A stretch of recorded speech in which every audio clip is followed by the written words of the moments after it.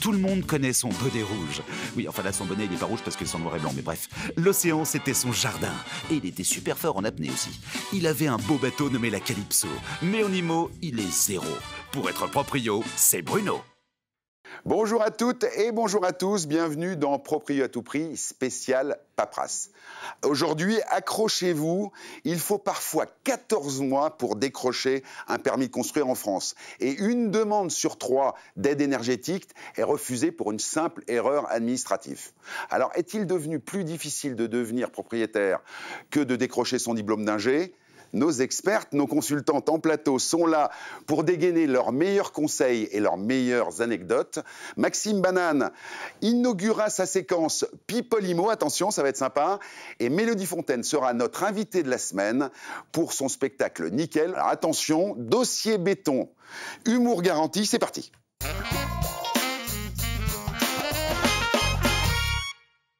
Quel plaisir de se retrouver, d'être avec vous les filles pour cette nouvelle émission. Alors attention, spécial paperasse. Ouais.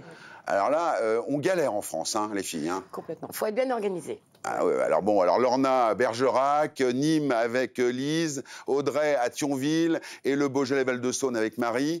Toute la France est représentée. Vous allez nous donner vos bons conseils. Pour démarrer cette partie, je vous propose de voir ce que les gens, bien évidemment, disent dans la rue. Regardez, finalement, c'est pas terrible. Regardez. Est-ce que vous avez déjà rencontré une galère administrative sur un projet immobilier ? Bah écoutez, non. Oh putain, ça date, ouais, ça fait plus de 15 ans, donc j'ai pas le souvenir d'en avoir rencontré des insurmontables en tout cas. Ouais. Non, on a peut-être une vie très facile, mais en fait, tant mieux. Ouais, on n'a pas rencontré de difficultés, ça c'est sûr. Sincèrement, je peux pas vous en dire plus, parce que j'ai pas eu ce cas-là, j'ai pas été confronté à un problème. C'est un couple qui se sépare et le monsieur il est tout seul maintenant, il veut pas partir de la maison. Il y a déjà eu les acheteurs qui ont fait une promesse, ça a déjà été accepté au bout d'une semaine. Et sauf que ça fait 4 mois et demi qu'on peut pas signer la promesse de vente parce que monsieur change d'avis. Mais là, je pense qu'on arrive au bout, ça y est, grâce à la fille du monsieur qui l'épaule, on a trouvé un foyer logement pour qu'il soit hébergé, etc. Donc, c'est pour un prêt relais qu'on a eu un problème. Ce prêt relais nous a été refusé pour raison médicale. Et du coup, vous avez quand même réussi à trouver une solution ? Oui, puisque la banque a bien voulu décaler ce prêt sur mon épouse. D'accord. Bon, alors, dans la rue, finalement, les gens sont un peu pris au dépourvu. Ouais. Ils disent qu'ils n'ont pas de galère administrative. C'est pas une généralité. Mais voilà, bon, on en a 2 quand même qui ont trouvé un sujet. Il y a eu un des témoignages, je ne comprenais rien. Vous avez compris quelque chose ou quoi ? Pas grand-chose. La fille du monsieur de Martel. Bon, petit tour de table, les filles. La plus grosse galère administrative que vous avez gérée dans votre carrière, Lorna ? Les déclarations, les PC en fait, qui sont pas le cadastre, c'est pas cadastré. On a des bâtiments non cadastrés et du coup ça doit se faire au dernier moment. Et donc parfois on vient à la rescousse nous en tant qu'agent immobilier ou mandataire. Bon. Lise, une grosse galère que tu as gérée. Une grosse galère, c'est une demande de permis pour un agrandissement. C'était juste pour 20 mètres carrés. Ouais. Ça devait prendre 2 mois. Ça a pris 18 mois pour avoir l'accord. Ah, j'ai eu peur. Je crois que ce serait 18 ans. Donc là, on a. Parce que ça peut arriver, hein, 18 ans, Audrey. Les copropriétés horizontales aussi, parfois, c'est problématique parce qu'il n'y a pas vraiment de copropriétés qui sont créées. Ces anciennes Alors on le dit, pour les copropriétés horizontales, c'est des lotissements. Oui, c'est ça, ouais, entre autres. Et des fois, il faut créer une copropriété et parfois, c'est pas créé. Donc ça pose des problématiques. Marie, est-ce que tu as eu quelqu'un en perdition que tu as réussi à rattraper ? Ah oui, et il se reconnaîtra. Ouais. Une piscine pas déclarée, une extension pas déclarée, un garage transformé en suite parentale, rien déclaré. Ah oui, mais là, on n'est pas dans la galère administrative, on est dans... parce que la galère administrative, il a fallu tout déclarer, en fait. Bon. Ça a été un cas d'école. Bon, on va regarder un petit reportage. Il y a un particulier qui attend depuis longtemps sa maison. Audrey, tu as été le voir. Et bon, c'était pas si simple que ça. C'était pas si simple que ça, exactement. On regarde. Aujourd'hui, je vais interviewer Albin, pour qui construire sa maison a été un véritable casse-tête. Obtenir un permis de construire n'est pas toujours si simple.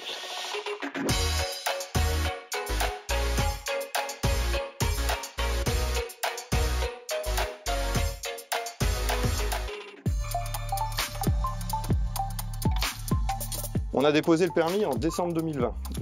Du coup, on a été accompagné par un constructeur qui ont franchement été les seuls à nous rassurer au vu du terrain. Parce que, à savoir qu'il y a quelques années, il y avait déjà un permis qui avait été déposé sur ce terrain, qui a été refusé. Donc il y a eu beaucoup de difficultés, ce qui a donné l'annulation en fait du permis. Voilà. Et pourquoi ça a été annulé, cette première demande de permis de construire? En fait, il s'avère que le terrain n'était pas constructible parce que du coup, il n'y avait pas de PLU. Le PLU, c'est le plan local d'urbanisme, et du coup, voilà, c'était une zone non constructible. Et quand ils ont fait la maison médicale qui est juste en face, ils ont réouvert une zone, et ce qui a permis en fait l'ouverture de ces deux terrains qui sont ici. Le terrain initialement était constructible, finalement ne l'était pas. Mais à quel moment vous vous êtes rendu compte de ça? Alors, à quel moment on s'est rendu compte que le terrain n'était pas constructible? On a indirectement été informé au départ. C'est-à-dire que voilà, on avait eu l'information que des personnes, il y a quelques années, avaient tenté de rendre ce terrain constructible. Et du coup, ils avaient laissé tomber le projet, donc ça avait été abandonné.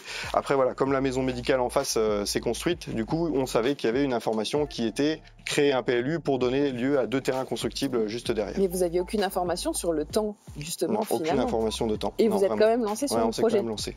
D'accord. On s'est quand même lancé, ouais, vraiment. Donc vous espériez quand même finalement que ça aille peut-être un peu plus vite?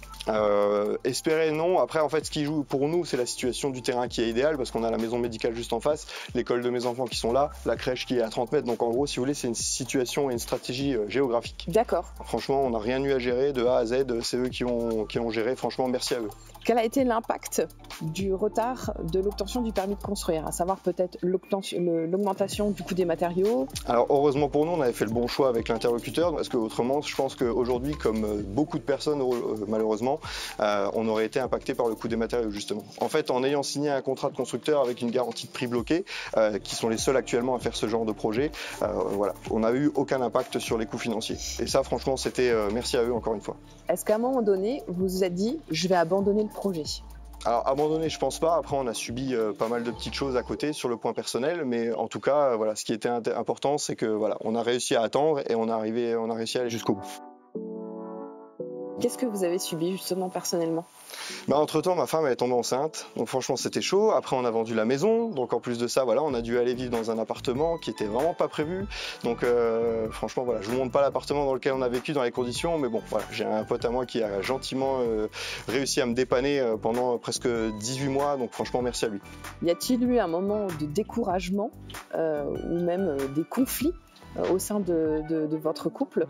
Non, entre nous, franchement, c'était cool. Je pense que dans d'autres couples ou dans d'autres situations, la construction, franchement, c'est beaucoup de moments de stress. Donc clairement, oui, à mon avis, ça crée des tensions. Quel conseil vous donneriez aujourd'hui à quelqu'un qui souhaite se lancer dans la construction d'une maison individuelle? Pour se lancer, je pense que clairement, il faut choisir le bon interlocuteur. Donc à savoir le bon constructeur, la bonne personne qui va vous garantir dans l'ensemble voilà, les bonnes garanties, les bonnes prestations et surtout qui saura vous accompagner jusqu'au bout. Et malgré tout, est-ce que vous êtes heureux d'avoir tenu bon pendant ces 3 ans? Clairement, ouais, non, on se sent trop bien dans la maison, on est heureux vraiment. Aujourd'hui, ma fille est arrivée, donc voilà, mes enfants s'éclatent, donc vraiment c'est top. Voilà, alors là, on le voit, ce beau jeune homme. Vous étiez... Pantois, vous n'avez pas écouté ce qu'il disait, hein? Si. Bon, vous avez écouté. Bon, là, il a eu quand même toutes les galères qui se sont cumulées. Le permis de construire, je le disais, 14 mois, là, ça a mis 18, c'est ça? Oui, à peu près, c'est ça, ouais. Entre le moment où le premier a été accepté, puis refusé, et après, il fallait attendre, en fait, que le PLU s'ouvre.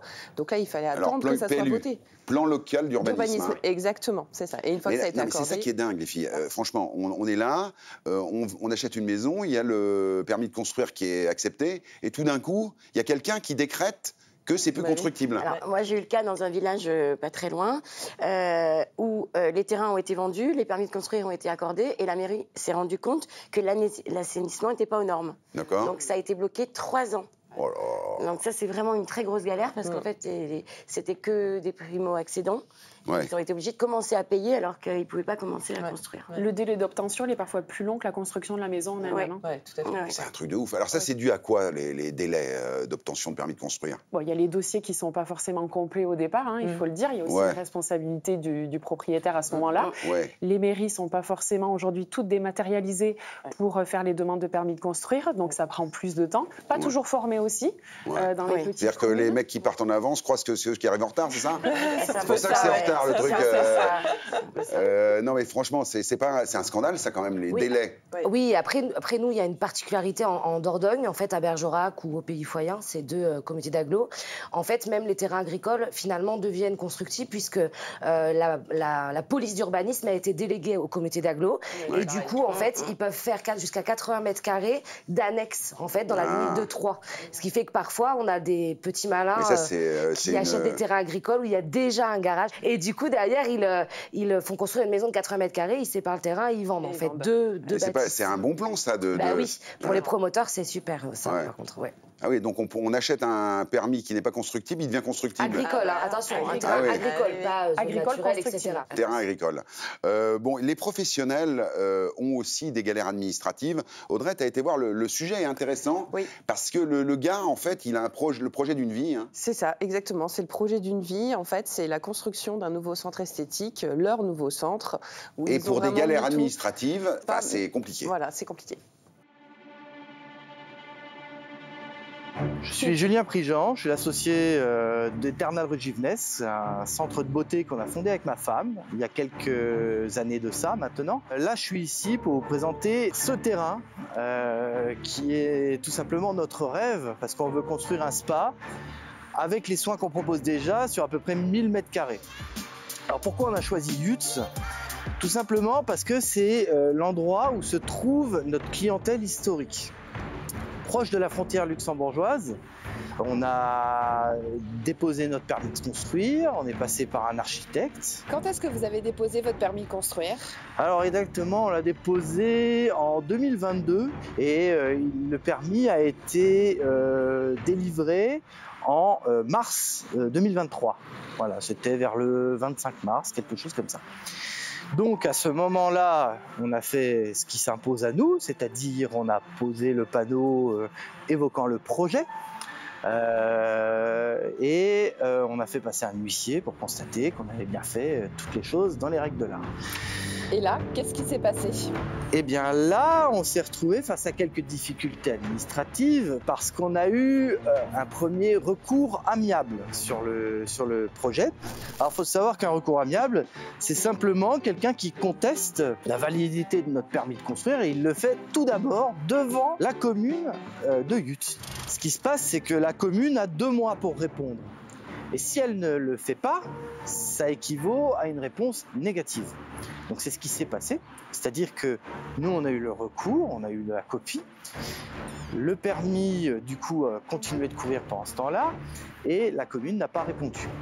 Et à ce moment-là, la personne qui peut contester à nouveau le permis a encore un délai de 1 mois pour aller cette fois-ci devant le tribunal administratif. D'accord. Et c'est ce qu'elle a fait. Et c'est exactement ce qui s'est passé. L'idée, c'est de faire perdre du temps au maximum, et puis que derrière, en fait, l'idée générale étant qu'on se décourage, en fait, tout simplement. Donc, on s'est retrouvé en septembre 2023 devant le tribunal administratif.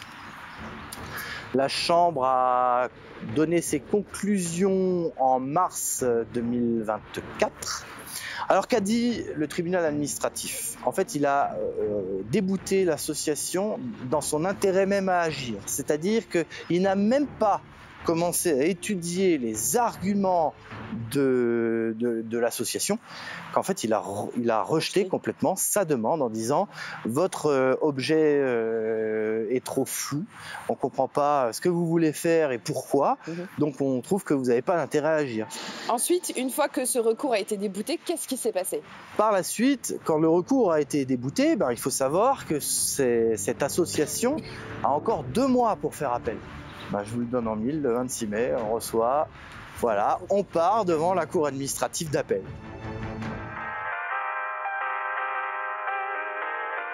Donc là, nous en sommes encore là, l'affaire n'a pas encore été jugée ni sur le fond ni sur la forme. Alors, bon, on a de la chance pour nous parce qu'on a pris un très bon avocat qui défend bien le dossier, qui le connaît et qui défend même tous les dossiers de la ZAC parce que figurez-vous que l'association en question attaque tous les projets de la zone que vous avez autour de vous et qui empêche complètement le développement économique de toute cette zone. À un moment donné, vous vous découragez, vous dites stop, on arrête. je vous cache pas que c'est vrai que voilà, c'est compliqué par moments. Et des fois, voilà, avec ma femme, on se dit, c'est vrai qu'on est sur le point de tout balancer et puis de dire allez, on arrête, on voit autre chose. Mais quelque part, c'est notre rêve. Et maintenant, on a aussi, entre les frais d'architecte, le bureau d'études qu'on a mené, l'avocat et ainsi de suite, on est quasiment à 60 000 € de dépenses dans tout ça. Donc, on a envie de mener à bout ce projet.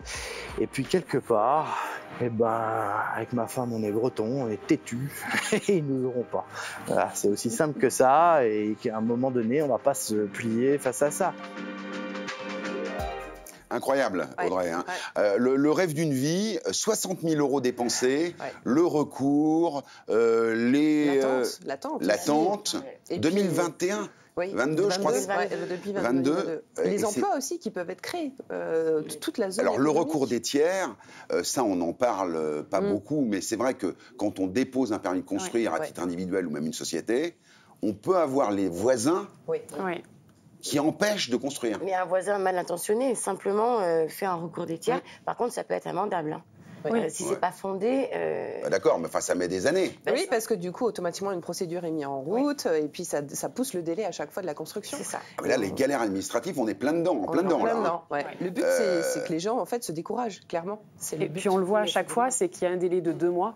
Eh bien, là, on attend la fin du délai, eux, pour refaire un recours derrière, la mairie pour répondre. Donc, à chaque fois, on est au maximum du délai qui est proposé. Et les recours arrivent souvent la veille. Mais alors, quand on parle de ça, est-ce qu'il y a un moyen... Alors d'abord, je vais vous poser une question, vous prenez la parole si vous le souhaitez. Quel est le premier réflexe, justement, pour éviter ce genre d'ennui quand on dépose un permis de construire? Est-ce qu'il y a une astuce?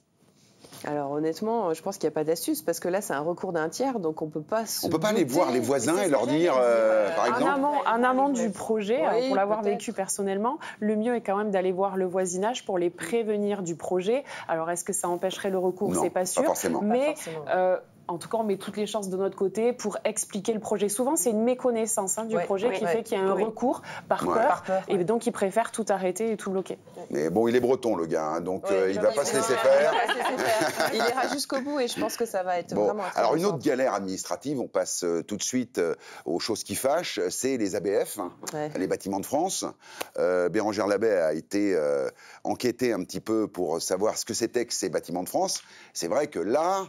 Quand on est sur une zone soumise aux bâtiments de France, bonjour la galère.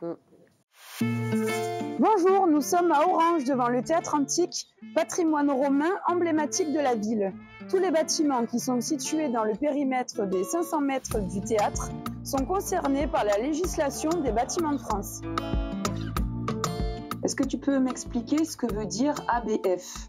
Alors, ABF veut dire Architecte des bâtiments de France. Il s'occupe de tous les bâtiments qui sont dans des périmètres historiques des villes.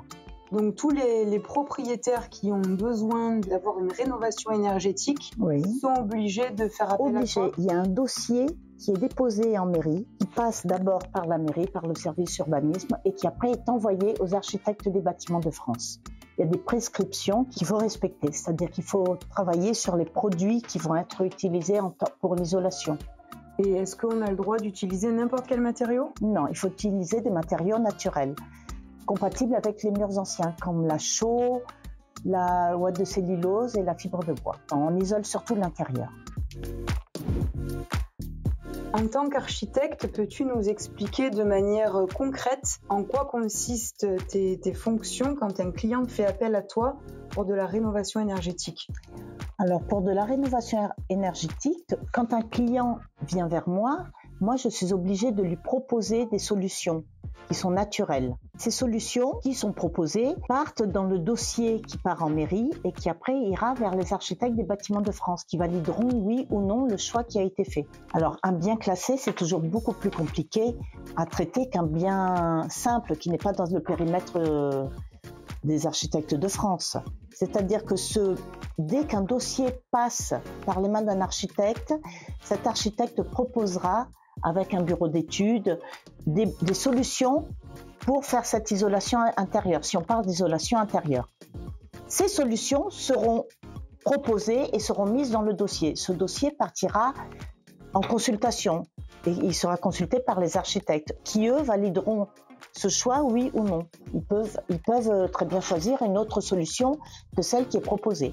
Quels sont les délais pour qu'un dossier soit validé par rapport à un dossier classique? Alors, pour un dossier classique, l'instruction est de 3 mois.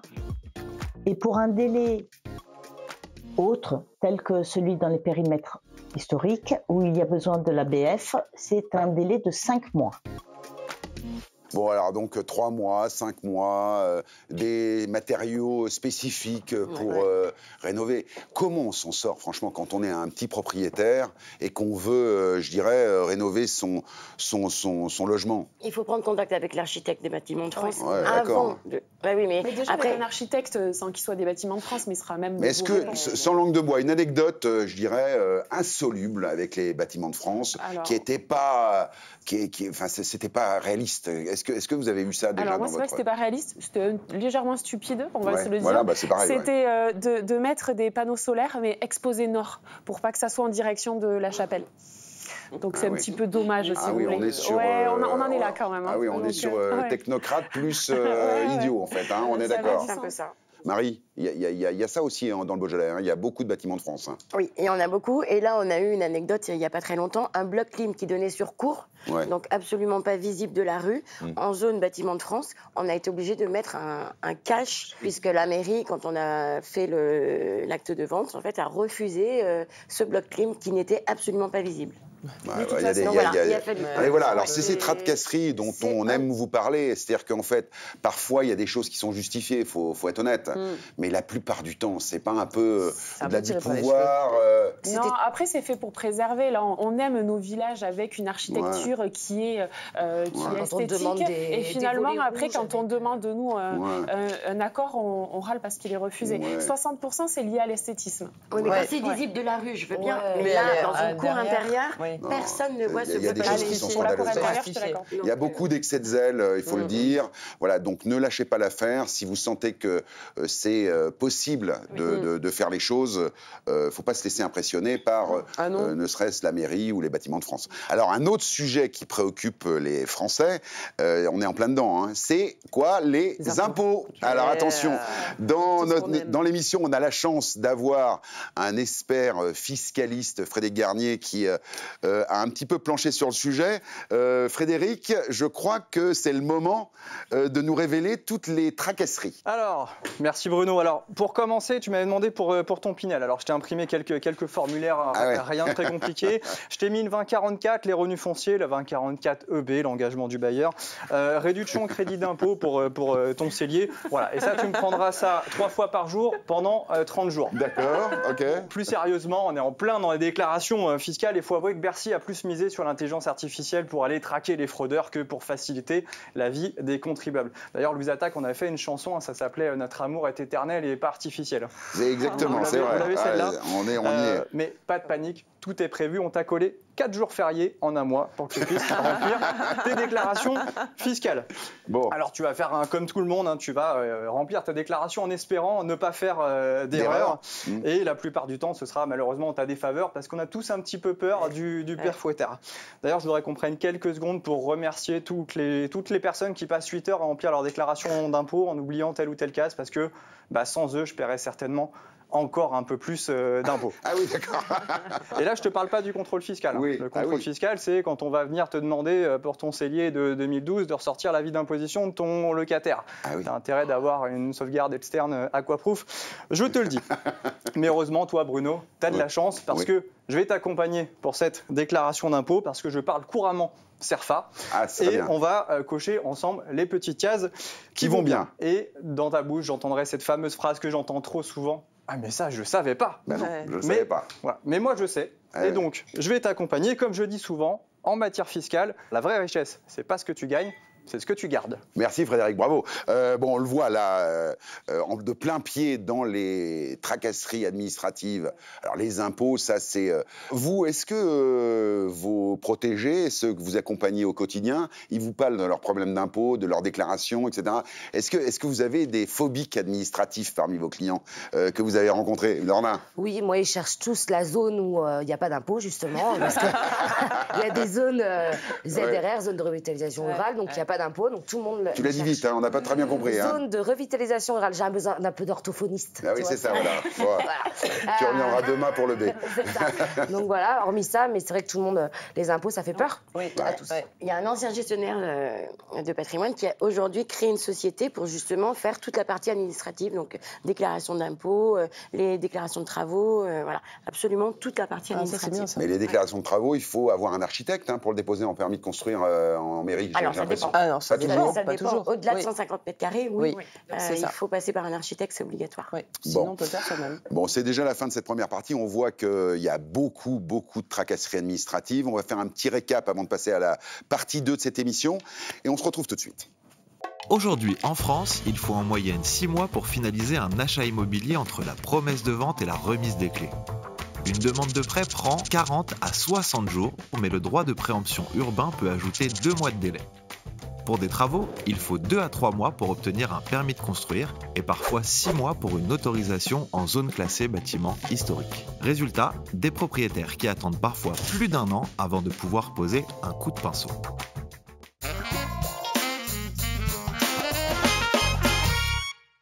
Les papiers, qu'est-ce que ça peut nous embêter dans la vie de propriétaire ou de locataire? Dans cette deuxième partie, nous allons étudier et regarder les histoires de PLU, les histoires de location, les histoires de fiscalité. On en reparlera également avec 4 nouveaux experts, enfin 3 devrais-je dire, puisque Frédéric, notre fiscaliste, est avec nous. Tu es revenu en fait. La place était chaude, je me suis dit, je vais rester un petit peu plus ici. Bon, très bien. Est-ce que tu as ton CERFA? J'ai mon CERFA, j'ai très bien. CERFA. Laurent, Lyon est avec nous également, Dorothée pour Nantes, la région nantaise, et Marseille, encore les régions de France dignement représentées. Vous avez plein d'anecdotes à nous donner et des bons conseils, bien évidemment. Bon, ce que je vous propose pour démarrer cette deuxième partie, c'est de parler de PLU. Alors déjà, PLU, personne ne sait ce que c'est en fait.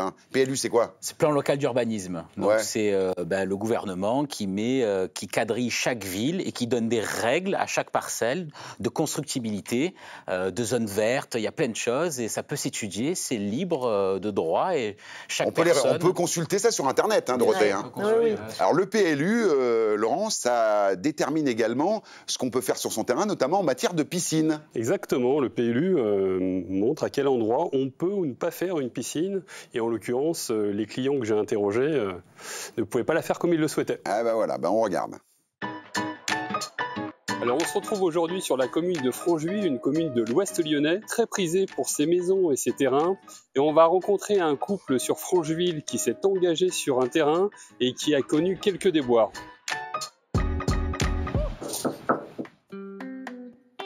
Alors, on avait le projet justement de faire construire notre maison avec une jolie piscine.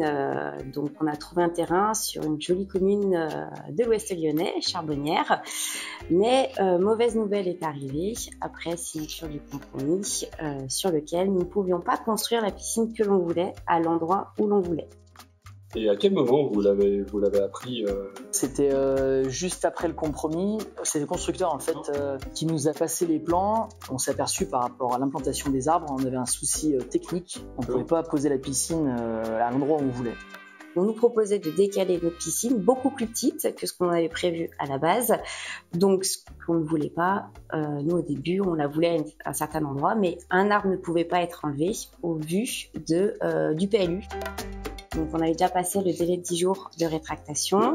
Oui. En plus, on avait obtenu l'accord pour le crédit. Donc, en ayant bien réfléchi, posé le pour et le contre, ce qu'on a décidé avec Guillaume, c'est justement de pouvoir se rétracter. Oui, certes, on avait versé justement les dépôts de garantie, les fameux dépôts de garantie. La chance qu'on a eue, c'est qu'ils ne nous ont pas demandé les 10%, qu'on avait versé que 10 000 € à la signature du compromis.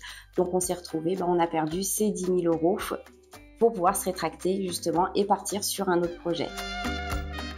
Alors quel conseil vous pouvez donner à un jeune couple comme vous, la quarantaine, qui demain partirait dans l'aventure de l'achat d'un terrain? Alors il va falloir que vraiment de tout étudier, d'être bien conseillé, d'être bien suivi aussi avec le constructeur et un architecte et que au moins le PLU soit bien lu, on va dire en long et en large, pour être sûr de toutes les possibilités et les faisabilités sur un terrain quand on achète. Allez, rendez-vous maintenant chez un notaire pour qu'il nous donne les points de vigilance lorsqu'on signe un compromis et voir à quoi on est engagé. Bonjour maître. Bonjour.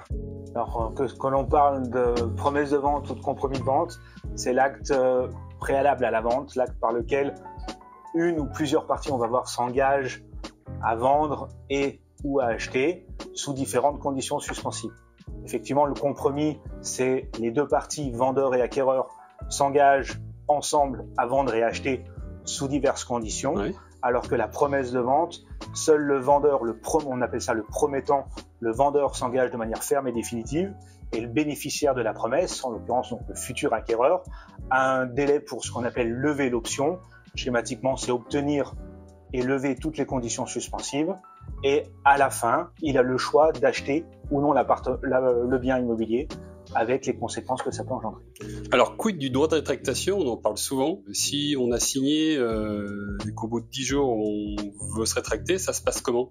Alors effectivement, à la suite de la signature de l'avant-contrat, donc encore une fois, que ce soit un compromis ou une promesse de vente, l'acquéreur bénéficie d'un délai de rétractation de 10 jours, durant lesquels il peut se rétracter et donc renoncer à cette acquisition sans aucune indemnité de sa part.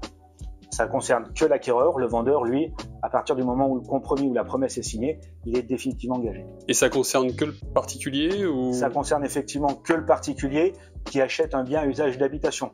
Donc, schématiquement, un appartement, une maison ou éventuellement, un cas particulier, un terrain à bâtir dans un lotissement. Sujet plus difficile, si le délai est dépassé, qu'est-ce qui se passe pour ce fameux acquéreur? Alors, sur le principe, une fois que ce délai est dépassé, l'acquéreur, dans la promesse de vente ou dans le compromis, encore une fois, il aura mis des conditions suspensives pour pouvoir acheter le bien immobilier. En l'occurrence, principalement, l'obtention d'un prêt ou l'obtention d'un permis de construire s'il fait l'achat, par exemple, d'un terrain à bâtir.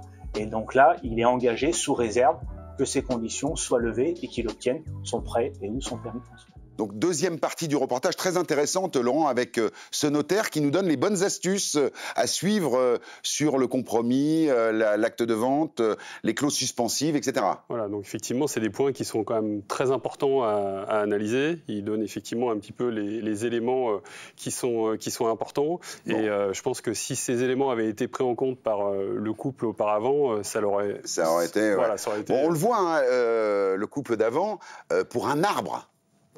Pour un arbre. Oui, pour un arbre. Enfin, c'est pas pour un arbre. C'est la végétation. La mairie fait de plus en plus attention à la végétation, surtout avec beaucoup de mairies vertes entre guillemets. Oui. Donc, ça peut devenir un vrai casse-tête quand on veut implanter sa piscine.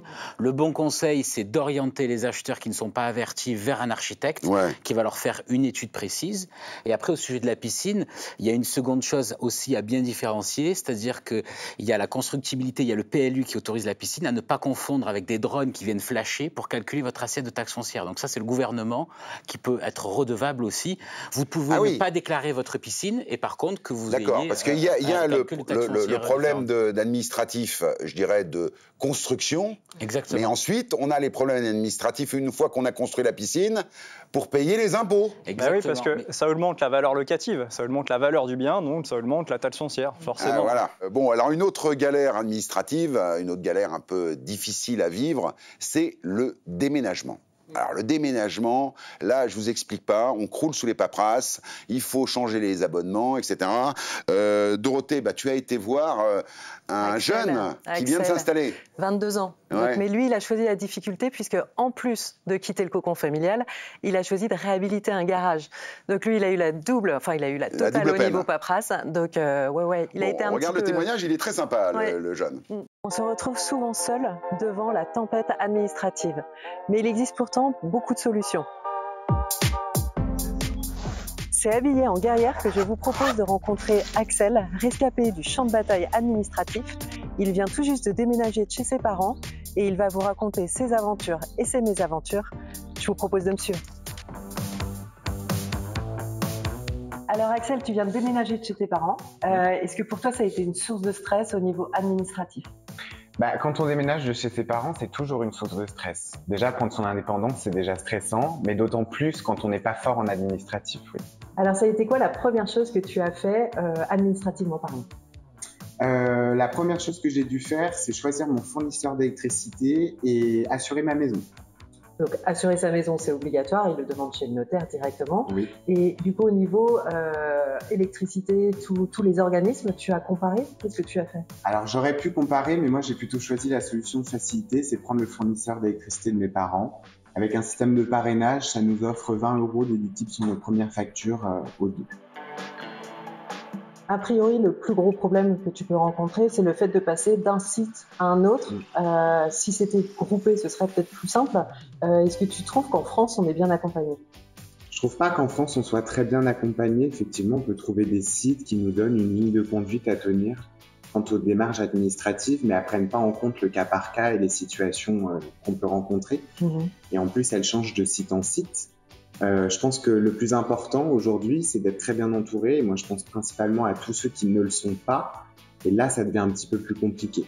Donc, quand tu dis bien entouré, tu parles de ta famille, de tes parents. Ils t'ont aidé beaucoup dans tes démarches? Oui, alors moi, surtout mes parents, même des amis qui ont eu aussi des démarches administratives. Mais je me dis heureusement que j'avais mes parents. Alors, pour finir, Axel, est-ce que tu aurais un conseil à donner à tous ceux qui vont bientôt déménager? Le conseil le plus important, appelez ma mère. Personnes isolées, vous pouvez aussi trouver de l'aide auprès des associations, des assistantes sociales de votre mairie ou pour les jeunes entre 16 et 25 ans auprès de la mission locale. Et n'oubliez pas, Internet est une source d'information où vous pouvez y retrouver tout ce dont vous avez besoin. Voilà, alors là, effectivement, on voit le jeune un peu perdu. Ouais. Heureusement, il avait ses parents. Mais en fait, finalement, on voit qu'il s'en sort pas si mal que ça. Il n'est pas stressé. Hein. Alors, parce qu'il a eu beaucoup d'aide, mais je pense que s'il avait été tout seul, forcément, quand on arrive, on ne sait même plus par où commencer. Donc, c'est ce qu'il nous disait. Il faut vraiment une liste bien précise. Alors, la liste, allons-y. La liste bien précise quand on déménage. Déjà, Alexandre. Bruno, ce que j'ai envie de dire, c'est quand même une révolution depuis une bonne année et demie maintenant pour toutes ces contraintes administratives. Maintenant, vous avez l'intelligence artificielle. Et on conseille encore plus les jeunes qui sont natifs, mais pour nous, entre guillemets, les plus âgés, allez demander à l'intelligence artificielle comment je fais quand je déménage. Il va vous donner toutes les sources, rédiger vos papiers à votre place, il va tout faire. Donc l'intelligence artificielle est une vraie révolution pour la paperasse et vraiment il faut l'utiliser, surtout en immobilier. Ça donne toutes les réponses et c'est fiable. Et c'est fiable. C'est le conseil, c'est un bon conseil ça. Il faut penser à changer son adresse sur impôts.gouv.fr. Ah mince, oui, elle est toujours là, le fiscaliste. Hein, toujours là pour nous piquer du pognon, toi. Sinon, tu vas recevoir la taxe d'habitation à l'ancienne adresse et tu vas pas. Après, tu auras des pénalités, 10, etc. à saisir pour la déclaration des impôts. Les impôts, je me fais pas de soucis pour eux quand même. Ils nous retrouvent toujours. Il y a des conciergeries qui s'occupent du changement des contrats directement pour les locataires, etc. Ils prennent une marge au passage et finalement, ça rend service, ça simplifie la vie. Ils en ont fait un vrai business model. Hein. Ouais, c'est ça. Alors justement, les locations, puisqu'on parle des conciergeries, c'est un sujet. Alexandre, tu as été voir un investisseur qui, lui, écroule sous les formalités administratives pour réussir son business d'investisseur. Allez, on regarde. Je m'appelle Hugo, j'ai 32 ans et je suis investisseur à Marseille depuis environ maintenant 8 ans, majoritairement avec des appartements meublés en type LMNP. On arrive à la maison. Donc je possède plusieurs appartements et j'ai décidé d'en mettre 2 en location courte durée, car situés dans des quartiers très touristiques de Marseille et donc avec un chiffre d'affaires qui est forcément beaucoup plus intéressant que de la location à l'année. Après plusieurs années d'exploitation, je peux maintenant affirmer en tout cas que je gagne environ 25 à 30% de plus en location courte durée que sur de la location classique. Pour ça, j'ai fait le choix durant la basse saison de m'en occuper personnellement, c'est-à-dire que je gère forcément les applications, je gère le ménage, la gestion des draps, etc. Et à l'inverse, durant la haute saison, donc nous à Marseille, qui dure quasiment 6 mois, c'est là où j'utilise les services d'une conciergerie, d'une personne qui effectue le ménage.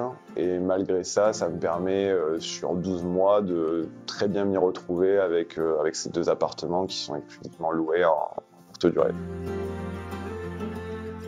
Bon, voilà, il réussit à faire un bel investissement, mais alors à quel prix d'un point de vue administratif? Oui, administratif, mais c'est surtout maintenant avec les réglementations qui changent. Donc si vous voulez mettre votre logement, en tout cas sur les plateformes de courte durée, c'est un vrai challenge administratif.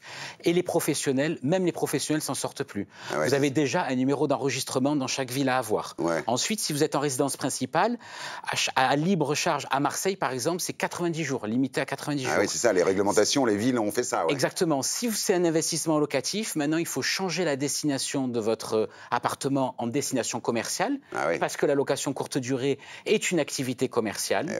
Et ensuite, il faut changer le règlement de copropriété. Avant, c'était qui ne dit mot consent. Maintenant, ce n'est plus vrai. Il faut l'acceptation express. Et c'est souvent la copropriété avec les nuisances du Airbnb et tout le va-et-vient qui pose problème. Bon, on a la chance dans cette émission d'avoir Amal, qui est ancienne avocate et qui est experte justement dans la location, dans l'investissement, et qui va nous expliquer de manière extrêmement claire, comme d'habitude, comment optimiser sa location, comment, avec l'encadrement des loyers, c'est aussi une barrière administrative, faire plus d'argent, Amal. Alors, qu'est-ce que tu peux nous dire là-dessus? Alors, sur l'encadrement des loyers, c'est une réglementation qui existe depuis maintenant quelques années, mais il y a l'astuce du complément de loyer. Alors, c'est une clause spécifique. Attention, 3 astuces, 3 règles à respecter pour que ça soit valable.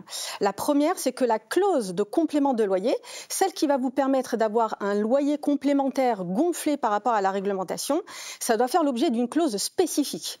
Donc, par exemple, si jamais vous avez un studio sur Paris de 1 000 € par mois et que vous voulez mettre à 1 300 €, il ne faut pas le mettre sur la même clause. Il faut vraiment le loyer de référence et le complément de loyer à part. C'est très important parce que sinon, c'est la nullité de la clause. Il faut aussi mettre le détail de la caractéristique exceptionnelle du logement parce que c'est une autre condition. Alors attention là-dessus, il y a beaucoup de jurisprudence. La caractéristique exceptionnelle, ça ne va pas être la baignoire ou par exemple la cave, ça va être vraiment une vue Tour Eiffel, ça va être vraiment une terrasse exceptionnelle. Il faut vraiment améliorer concrètement la vie du locataire. Attention aussi sur la proportionnalité de la clause. Il y a eu beaucoup de jurisprudence aussi là-dessus et ça c'est un vrai piège parce qu'il y a un flou. La loi ne dit rien là-dessus. Donc c'est la commission départementale de conciliation, c'est un peu technique, qui donne le détail. Mais par exemple, il y a beaucoup de propriétaires qui se sont fait retoquer parce que ce fameux logement à 1 000 € sur Paris, eh bien le complément de loyer ne doit pas permettre de le mettre à 2 000. Ouais, c'est ça. La jurisprudence parle de 20% maximum. Il faut vraiment prouver une qualité réelle sur l'appartement, sur la qualité de vie du locataire.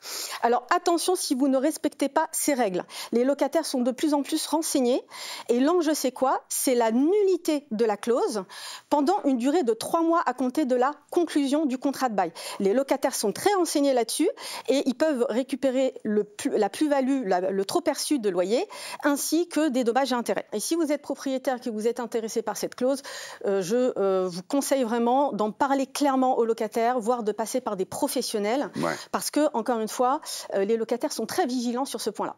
Bon, merci Amal. Encore une fois, très clair. L'encadrement des loyers, encore une tracasserie administrative. Nous, à Marseille, on n'a qu'un seul quartier qui est concerné par ça, et c'est vrai que le caractère exceptionnel, moi, la seule chose que j'avais envie de demander, est-ce que la rareté de l'emplacement crée un caractère exceptionnel ou c'est uniquement lié à la qualité de vie? Ce n'est pas la rareté de l'emplacement qui va faire la caractéristique exceptionnelle. C'est vraiment le caractère exceptionnel qui est rattaché au logement en lui-même, mais pas l'emplacement. Bon, les amis, dans cette émission, on a la chance d'avoir Alison qui cartonne sur les réseaux sociaux, près de 200 000 followers. Elle donne des bons conseils sur l'investissement. Elle nous a fait un petit reportage qui explique toutes les galères administratives qu'elle rencontre dans sa vie courante. Quand je sais qu'aujourd'hui c'est paperasse, clairement, j'ai pas envie de me lever. Je t'emmène avec moi, tu vas voir, c'est une galère de malade. Pour investir dans l'immobilier, est-ce qu'il faut Bac+5 ou pas? Alors Bac+5 peut-être pas, maintenant il ne faut pas prendre toute cette paperasse à la légère parce que clairement c'est un point clé déjà et c'est assez lourd. Venez avec moi, je vous montre. Dans l'immobilier, ce qui est très long aussi, c'est l'achat. On dit en général 3 mois entre le compromis de vente et la vente définitive, quand tout se passe bien. Et malgré ça, je vois toujours que c'est très long et que j'ai même l'impression que c'est de plus en plus long. Donc nous voici actuellement dans la première maison, la première villa que j'ai fait en tant que marchand de biens, qui est actuellement sous compromis, qui ne m'appartiendra plus d'ici quelques jours. C'est le lieu idéal pour t'expliquer ce qui s'est passé. Lorsque je me suis dit que j'allais me lancer dans le marchand de biens, je me suis dit c'est facile, ça fait des années que j'achète des apparts que je retape et que je mets en location. Finalement, il faut faire la même chose, simplement que derrière, il faut vendre. Alors non, ce n'est pas exactement la même chose. En tant que marchand de biens, évidemment, tu as plein d'obligations que tu n'as pas forcément en tant que particulier. Et aussi, là où je me suis fait avoir, c'est que j'ai l'habitude de rénover des appartements dans des immeubles, sauf qu'ici, on est dans une maison. Et en fait, je me suis dit, bah, je vais faire mes travaux et c'est bon. Sauf que non, ça se passe pas comme ça, parce qu'il faut déterminer les travaux que tu veux faire, regarder si ça match avec les règles de PLU, et ensuite, il faut tout déposer à la mairie, attendre qu'ils te répondent, donc pour que tu aies un petit peu une idée. Entre le moment où j'ai fait la première demande, il y a eu à peu près 2 mois avant qu'ils me refusent ma demande, donc j'ai dû redéposer une demande. 1 mois après, ils m'ont dit ok, c'est bon. Une fois que tu as ton document pour te dire c'est bon, tu as le droit de faire ces travaux, bah, tu as encore 2 mois de recours des tiers, donc tu dois mettre un panneau devant ta maison en expliquant les travaux que tu vas faire. Les tiers, donc tes voisins, peuvent dire non, je ne suis pas d'accord et s'y opposer. Une fois que les 2 mois sont passés, là tu dis à la mairie coucou, bah, j'ai commencé mes travaux. Ensuite, tu les préviens que les travaux sont finis et à la fin de ces travaux, ils ont 1 mois pour te donner la conformité. Si au bout d'1 mois ils ne sont pas venus, tu as le droit de demander ta conformité directement. Normalement, ça ne va pas dans mon sens, qu'il y ait plein de papiers comme ça, que ça dure longtemps, de devoir faire toutes ces démarches pour des fois des travaux minimes. Moi, en tant que marchand de biens, bah forcément, si les travaux durent plus longtemps, bah, je rentre moins d'argent, clairement. Par contre, si je dois être vraiment honnête à 100%, ce que je pense, c'est que c'est quand même pas si mal que ça, parce qu'en France, je pense qu'on est très protégé, qu'on ne fait pas n'importe quoi dans les villes, qu'on garde le charme de l'ancien, et surtout qu'il y a des normes à respecter pour sécuriser l'acheteur potentiel ou les locataires. Du coup, on a quand même une sécurité en France qu'on n'a pas ailleurs. Et ça, c'est juste pour que tu te rendes compte, tous ces classeurs, ils sont uniquement pour mes biens immobiliers. J'ai même un classeur bien immobilier déjà vendu parce que même ça, les papiers, il faut encore les garder. Donc là, pour un autre bien, je dois aller acheter et installer un panneau de demande préalable de permis pour signifier aux voisins que je vais faire les travaux. Mais maintenant, ça permet également au voisinage de pouvoir constater que je vais faire tel ou tel travaux et de pouvoir se manifester s'ils sont contre.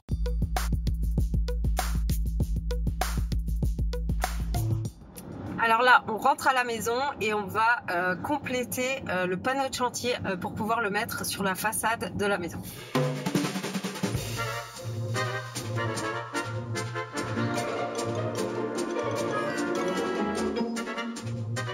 Donc oui, effectivement, la paperasse, lorsqu'on achète de l'immobilier, c'est conséquent quand même. C'est conséquent et Alison est avec nous en plateau parce qu'elle va nous raconter non seulement les problèmes qu'elle rencontre en tant qu'investisseuse, mais également que être propriétaire, c'est pas si simple que ça. Exactement, Bruno. En fait, être propriétaire, comme tu le dis, c'est pas si simple. Il faut se rendre compte les démarches qu'il y a à faire. Ça veut dire que dans le reportage, je vous parle beaucoup du côté investisseur, mais du côté particulier, c'est pareil. Je vais vous donner un exemple simple. Dans une maison que j'avais, je me suis dit, je vais mettre une piscine et je vais la faire de 9 mètres carrés. Comme ça, il n'y a pas besoin de permis de construire. C'est beaucoup moins lourd en termes de paperasse, justement. Donc, je vais quand même à la mairie. Je dis, voilà, j'ai une piscine de 9 mètres carrés. Est-ce que je peux la mettre à tel endroit? Donc, il m'explique, voilà, 1 mètre des bordures. OK. Donc, moi, qu'est-ce que je fais? J'entame les travaux. Je mets ma piscine. Eh ben non, bingo. En fait. À l'urbanisme, donc la dame qui était à l'accueil m'a dit ça. Mais en fait, elle n'était pas très bien renseignée. Et du coup, pour 1 mètre près, ma piscine n'est pas légale. Aïe, aïe, aïe. Alors, qu'est-ce qu'on fait là? On est obligé de la démonter? Là, ou alors, on peut la laisser. On ne va pas nous demander de l'enlever. Par contre, on n'aura pas la conformité. Aïe. Et quand on n'a pas la conformité sur un bien, le jour de la revente, c'est quand même pas pareil. C'est compliqué. Donc cette partie-là... Bon, et quand on est propriétaire, les documents, c'est juste une tuerie, ce truc-là. Alors effectivement, quand, par exemple, rien que pour signer un bien, donc l'acte authentique de vente, en France, il fait entre 30 pages et parfois jusqu'à 100 pages avec les annexes, alors que dans nos pays voisins, parfois, il y a 2 pages. Honnêtement, même moi, franchement, je ne comprends pas plus que vous tous. Je me laisse porter par les professionnels. Je pense que chacun a ses aptitudes et son corps de métier. Et aussi, il ne faut pas oublier une chose, c'est que par exemple, lorsque vous déposez un permis, dans tous les cas, vous allez avoir besoin d'un architecte pour faire la modélisation de ce que vous allez changer. Donc, dans tous les cas, posez-lui toutes les questions et ça ne vous coûtera pas plus cher. Merci, Alison. Alors, on le voit, une galère administrative globale. On l'a vu sur la fiscalité, on l'a vu sur le PLU, sur les permis de construire. construire. Est-ce que vous ne trouvez pas qu'on est surinformé, surprotégé en France? Est-ce qu'il n'y a pas un peu d'abus là-dessus? En fait, sur le principe, on veut protéger. Notamment, je prends un locataire qui va signer un bail avec tous les diagnostics. Franchement, qui a déjà eu un locataire qui a regardé l'intégralité des pages diagnostiques? Et en fait, à vouloir tout protéger, le locataire en lit de moins en moins, plutôt que de faire une feuille simplifiée avec les informations essentielles. Et c'est un peu pareil que la fiscalité. On s'engage dans un régime. Là, on l'a vu avec la loi de finances 2025. Ah oui, justement, il faut que je perde quelques kilos. Je m'engage dans un régime en ce moment. Ouais. Dorothée, qu'est-ce que tu en penses? Moi, je trouve ça très rassurant. Heureusement qu'en France, on a toutes ces choses-là. Moi, je vois avec toutes les signatures que je fais chez le notaire, beaucoup de mes clients m'appellent avant parce qu'ils ont bien lu, mais vraiment, phrase par phrase, toute la promesse, et même si elle fait 300 pages. Bon, d'accord. Donc je suis le seul de cette émission à considérer qu'il y a trop de paperasse en France. Hein, on est d'accord? Mais moi, je le répète une dernière fois encore, je vais être lourd avec ça. Envoyez votre promesse sur ChatGPT, demandez-lui les points d'attention, et vous verrez qu'il va vous répondre de manière bien. Et c'est un bon conseil pour les néos. Bon, il faut vraiment pas on l'a vu, hein, c'est la galère malgré tout, mais il y a moyen de s'en sortir avec l'IA, en s'entourant de professionnels, bien évidemment, et en faisant attention, en lisant ce que vous signez. On fait un petit récap de cette jeune partie et tout de suite après, Maxime Banane nous fait une nouvelle séquence sur, attention, les people. Vous allez voir, il faut avoir son bac aussi. En France, chaque année, environ 7 millions de Français déménagent, souvent sans anticiper les contraintes d'urbanisme et administratives. Un changement d'adresse peut déclencher beaucoup de blocages et après le déménagement, il faut gérer plus de 15 démarches administratives. Changement d'adresse auprès des impôts, de la CAF, CPAM, Pôle emploi, banque, assurance, fournisseurs d'énergie, etc. Ces formalités peuvent prendre jusqu'à 30 jours pour être finalisées, ajoutant du stress et des coûts imprévus au projet de changement de domicile. Des stars, de l'IMO. People IMO. Alors effectivement, Maxime, on est très heureux de te retrouver. Aujourd'hui, tu as été à la quête des stars qui sont Bac plus 5. Alors, le thème de l'émission aujourd'hui, c'était quoi? C'était faut-il Bac plus 5 pour être propriétaire? En France, il y a beaucoup de papiers, aux États-Unis aussi. Je vous ai choisi aujourd'hui Brad Pitt, qui est à l'affiche bientôt sur un film de Formule 1. Et du coup, on va revenir sur son immobilier. Donc, niveau études, il a tenté sans aller au bout. Voilà, sur internet c'est marqué quoi? Sur sa fiche wiki. Après ses études secondaires, il entreprend des études d'architecture et de design qu'il abandonne. Ensuite, il démarre des études de journalisme et de publicité qu'il abandonne aussi. Puisqu'il s'est découvert une passion pour le cinéma et la vocation d'acteur. Bon, c'est Brad Pitt, je pense qu'il avait raison du coup. Donc Brad Pitt n'a pas eu besoin de Bac plus 5 pour être propriétaire. Ah bah non. Eh ouais, alors c'est l'occasion de revenir sur son immobilier. Après quelques recherches, il y a du bon et du moins bon. 37 millions, c'est sa dernière plus-value. Ah oui, quand même. 37 millions. Qu'est-ce qui s'est passé? En fait, il a acheté sa maison en 1994 pour 1,7 million seulement et l'a revendu pour 39 millions en 2023. Alors, on n'a pas les photos de l'intérieur, mais par contre, regardez, des journalistes américains, ils ont carrément fait des photos aériennes avec une description de tout ce qui se passe. Il y a des schémas pour expliquer tous les achats, parce qu'au fil des ans, il a racheté toutes les maisons autour de chez lui. Ah oui. Regardez. Ah oui, quand même. Donc, du coup, la première infographie, c'est les achats. La première, la maison principale en bas, c'est celle qu'il a achetée pour 1,7 million en 94. Le terrain au-dessus, 2 ans plus tard, pour 380 000. La maison du dessus pour 475 000 en 98. La maison de gauche pour 1,3 million en 2008. Et puis la maison du milieu pour 1,1 million. Alors, la question qu'on se pose, mais à quoi servent toutes ces maisons? Bah voilà. Brad Pitt a 6 enfants, voilà. Donc du coup, explication avec un schéma détaillé aussi. Celle du bas, c'est celle où il dort. À noter qu'il y a un skatepark qui fait le tour de la maison quand même. Au milieu, c'est un hangar, salle de jeu pour les enfants. Il y en a quand même 6 à occuper. Ouais. Au-dessus, c'est la maison des nounous. En haut à droite, une maison d'amis à 2 chambres. Et tout en haut, une maison d'amis vide qu'il a refait entièrement il y a 10 ans, qui est vide comme ça, qui attend pour des potos s'ils viennent prendre un barbecue chez Brad Pitt. Alors de très belles opérations pour Brad, qui prend 37 millions d'un coup. Et qui a vécu sans voisin tranquille pendant 30 ans puisqu'il a racheté toutes les baraques à côté. Ouais, c'était quand même vraiment tranquille. Le ciel de l'immobilier de Brad Pitt n'est pas toujours bleu, Bruno. Après l'ouragan Katrina, Brad Pitt s'est associé avec Make It Right, une association de défense aux victimes, pour aider à créer des centaines de maisons pour les gens qui ont perdu la leur. Ah oui. La construction, c'est une catastrophe, hein, je cite le journal The Guardian. De nombreuses maisons construites avec ce projet sont devenues inhabitables. Quantité invraisemblable de malfaçons, infiltration d'eau, moisissure, porche pourrie par l'humidité, rampe d'escalier qui s'effondre, incendie causé par des problèmes électriques, plomberie, ventilation défectueuse, infestation de termites. Eh ben dis donc. Il y a vraiment tout dans ces baraques. C'est gay. 2 maisons ont dû être démolies à cause de problèmes de moisissure. Bon, parmi les maisons restantes, 6 ont été abandonnées. Pas mal. Un très beau projet. Bon, les maisons sont pourries en 2018. Les habitants, ils ont carrément porté plainte collectivement contre Brad Pitt. qui a fini par lâcher 20 millions pour les compenser. Ah oui. Et donc du coup, les maisons neuves et insalubres, hein, elles ont été réparées par ces 20 millions, mais il y a quand même plein de gens qui se sont barrés. Ouais. Bon, on va relativiser, c'est que la moitié du bénéfice de sa maison qu'il a vendue là. Ça va. Et puis bon, Brad Pitt pense à son prochain, il est quand même bien sympa d'aider les gens. Bon, puis ce qu'on peut retenir, c'est qu'il n'avait pas bac+5 et il fait 37 millions. Et de plus-value sur un seul ensemble immobilier. C'est pas mal. Trop fort, Brad Pitt. Merci, Maxime. Bon, là, effectivement, une nouvelle séquence comme on les aime avec Maxime. Vous le savez, les amis, dans cette émission, c'est déjà la fin de l'émission, hein, malheureusement. Vous avez l'air déçus, dis donc, on est contents. On voulait rester, nous. Bon, Mélodie Fontaine est avec nous, elle cartonne au petit point-virgule avec un spectacle qui s'appelle Nickel. Je la retrouve au salon pour une interview exclusive. Regardez, elle a plein de secrets à nous révéler.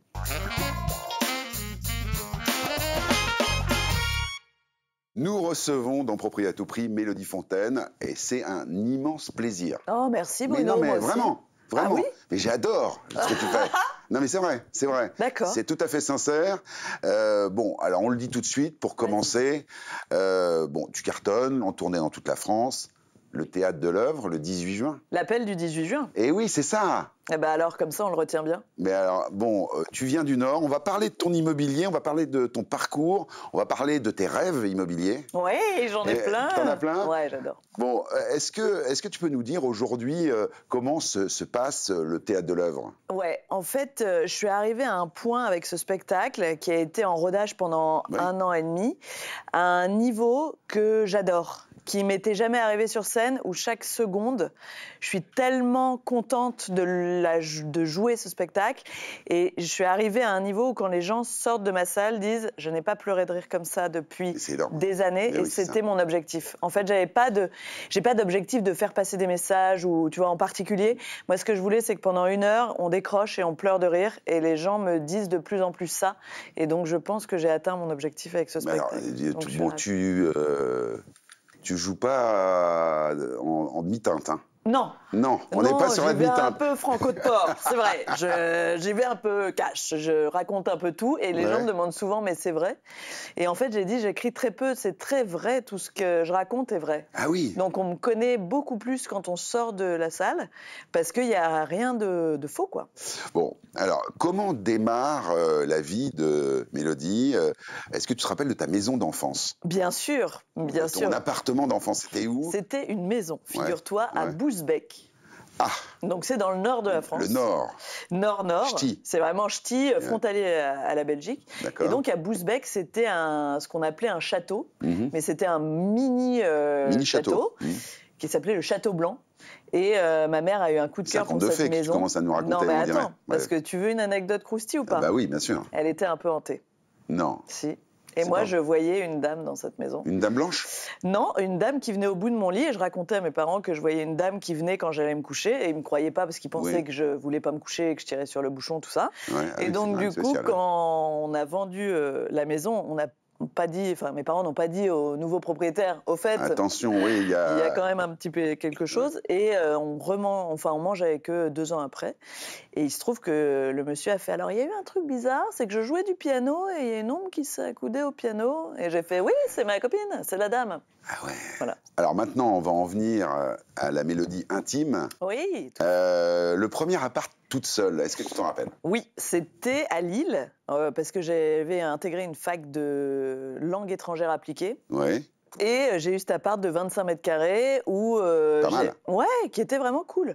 Mais j'aimais bien, j'avais choisi avec mes parents, donc j'étais assez contente de ça.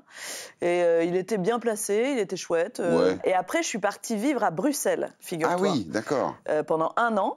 Et là, en fait, je suis partie vivre à Bruxelles parce que mon mec de l'époque m'avait quitté et je voulais plus le voir parce qu'on était dans la même classe. Oui. Et vu que changé de pays, quoi. Voilà, je me suis dit, je veux changer de pays. Sauf qu'entre-temps, je me suis remis avec lui. Donc il m'a suivi à Bruxelles. Ah oui, c'est ça. Oui, c'était un... Voilà. Bon. Et à Bruxelles, l'immobilier était beaucoup moins cher. C'était quand même un peu de temps. Et donc là, on avait un appart de dingue avec des moulures en bois. On était près de l'avenue Louise, pour ceux qui connaissent. Ouais. Et là, on avait un 100 mètres carrés pour 500 €. Wow. Qui était fou. Il était fou, cet appart. Est-ce qu'il y a un rêve immobilier que tu as J'ai un rêve de maison. que j'ai trouvée à Sens. Et, maison de campagne. Maison de campagne. Et j'avais eu un coup de cœur sur cette maison. Et on a été jusqu'à la dernière partie. On n'a pas réussi à avoir le prêt. Et elle est toujours en vente. Et je rêve toujours de l'avoir. Ah, on va s'occuper de ça avec... j'ai quelqu'un à Sens que je connais. Mais si, que je connais très bien. Bah, je l'adore. Et elle m'attend. Je sais qu'elle m'attend, cette maison. C'est ta maison. C'est ma maison. De campagne. Ouais. Le rêve de Mélodie Fontaine pour les prochaines semaines, les prochains mois, les prochaines années. C'est te remplacer, clairement. Ah bah écoute... non, c'est jouer à la télé, au ciné. Ça commence à se mettre en place. Je suis en train d'écrire une série avec un co-auteur. On peut savoir de quoi ça parle? Bien sûr, c'est une série sur une nana qui vient de se faire larguer, qui a un bébé de 3 mois et qui arrive chez sa mère, qui a une vieille ferme dans les Vosges. À Sens? Non, dans les Vosges. et elle décide de créer une cure de bien-être avec sa mère qui est complètement baba et elle est au bout du rouleau. Et évidemment, ça se veut très drôle. Bon, Mélodie, on le dit pour nos téléspectateurs, il faut aller la voir en spectacle. Le Théâtre de l'Œuvre. Le 18 juin, l'appel du 18 juin. Voilà, en tournée dans toute la France. Et on reprend le petit point virgule en septembre. Exactement. Merci Mélodie, on retrouve l'intégralité de cette interview sur M6+, 24h/24 bien évidemment. Nous on va continuer à discuter, parce qu'il y a des petits bonus sur M6+, puis on les laisse tranquilles. Salut.